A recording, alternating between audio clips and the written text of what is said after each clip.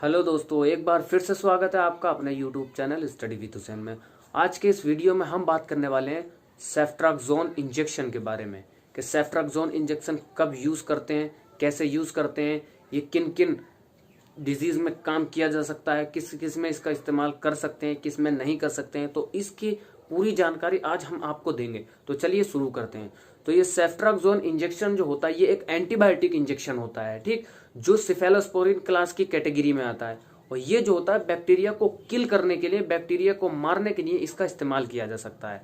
जैसे कि अचानक होने वाला कोई इन्फेक्शन, जैसे कि कोई भी सडनली इन्फेक्शन हो जाता है हमारी बॉडी में, उसको ट्रीट करने के लिए इसका इस्तेमाल किया जा सकता है। जैसे कि हम एग्जाम्पल के तौर पर बात करें कि कौन कौन से इन्फेक्शन होते हैं जिसमें ये यूज कर सकते हैं, तो होता है गोनोरिया, सेक्सुअल ट्रांसमिटेड डिसीज जो होता है गोनोरिया, उसमें इसका इस्तेमाल किया जा सकता है। दूसरा होता है पेल्विक इन्फ्लेमेटरी डिजीज होती हैं, जो फीमेल के रिप्रोडक्टिव ऑर्गन होते हैं, वहां पर अगर इन्फेक्शन या डिजीज हो जाती है तो उसमें इसका इस्तेमाल किया जा सकता है। दूसरा मेनिंजाइटिस, मेनिंजाइटिस जो होती है मतलब हमारी जो स्पाइनल कॉर्ड और जो हमारा ब्रेन होता है उसकी जो आउटर कवरिंग लेयर होती है उसमें इन्फेक्शन हो जाता है तो उसमें इसका यूज किया जा सकता है।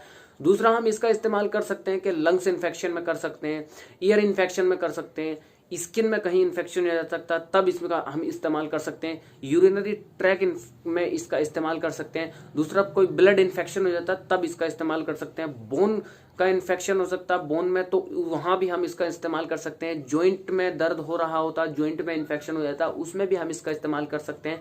और दूसरा हम एब्डोमिनल अगर दिक्कत हो गई होती है, हमें एब्डोमिनल पेन हो रहा है बहुत ज्यादा या एब्डोमिनल इन्फेक्शन कोई हो गया है, वहां पर बैक्टीरिया की वजह से इन्फेक्शन जो हो गया उसको ट्रीट करने के लिए हम इसका इस्तेमाल करते हैं, ठीक है।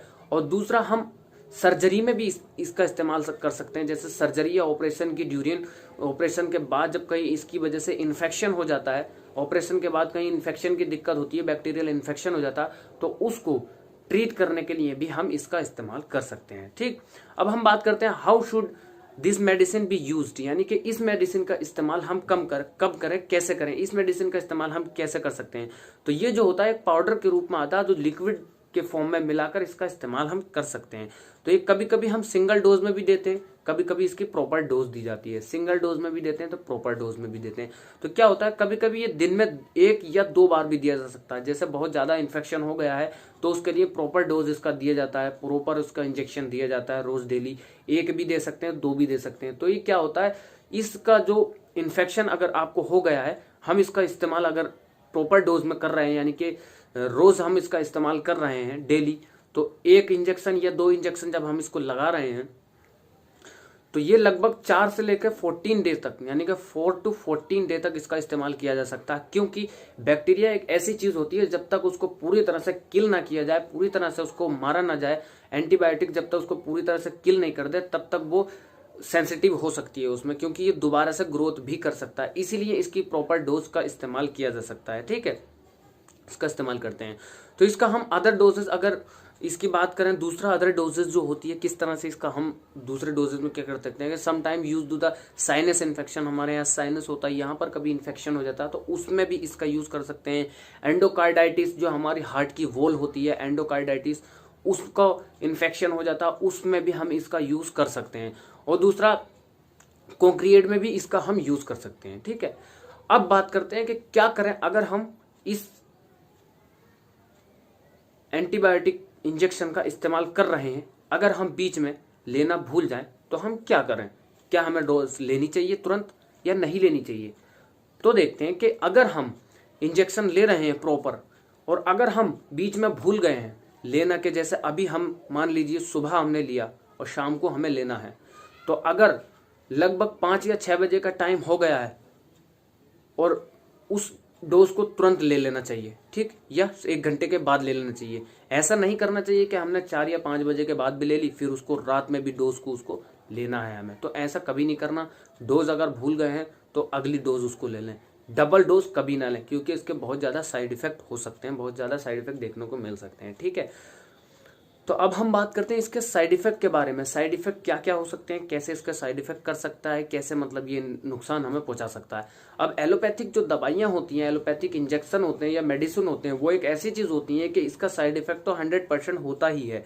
100% चाहे थोड़ा हो या ज़्यादा हो, इसका साइड इफेक्ट जरूर होता है। ठीक है, अब साइड इफेक्ट नॉर्मली क्या होता है कि पेन भी हो सकता है, टेंडनेस हो सकती है, आपकी जो स्किन है वो पेल कलर की हो सकती है, वीकनेस भी हो सकती है, शॉर्टनेस ऑफ ब्रीथिंग भी हो सकती है, डायरिया भी हो सकता है। ये साइड इफेक्ट हमको देखने को मिल सकते हैं। ठीक, अगर ये साइड इफेक्ट देखने को मिले तो तुरंत अपने डॉक्टर जिससे आप यूज कर रहे हैं, जो आप डॉक्टर आपको दे रहा है ये, उसको तुरंत बताएं कि ये हमें इन्फेक्शन या ये हमें कंडीशन, ये साइड इफेक्ट हमको देखने को मिल रहा है।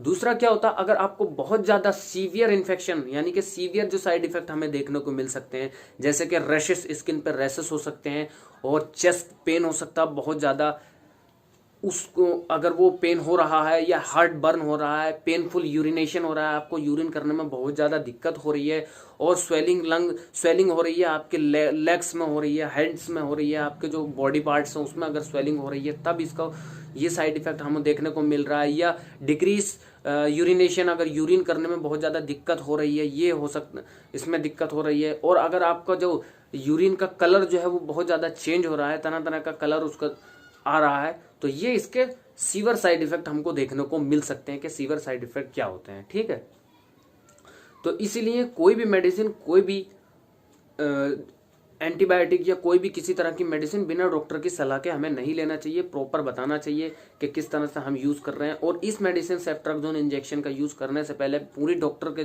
पास हम जाएं तो पूरे उसे हमें देना चाहिए, अपनी हिस्ट्री देना चाहिए कि कब हमने कौन सी, यानी कि इस दौरान हम अगर कोई मेडिसिन यूज तो नहीं कर रहे हैं या कोई एंटीबायोटिक दूसरी तो हम नहीं ले रहे हैं, तो ये हमें पूरी देना चाहिए, उसको हमारी हिस्ट्री पूरी देना चाहिए। क्या हमने इससे पहले कहीं इलाज कराया या नहीं कराया, इसका हमने ट्रीटमेंट किया या नहीं किया, ये सारी हिस्ट्री देना चाहिए।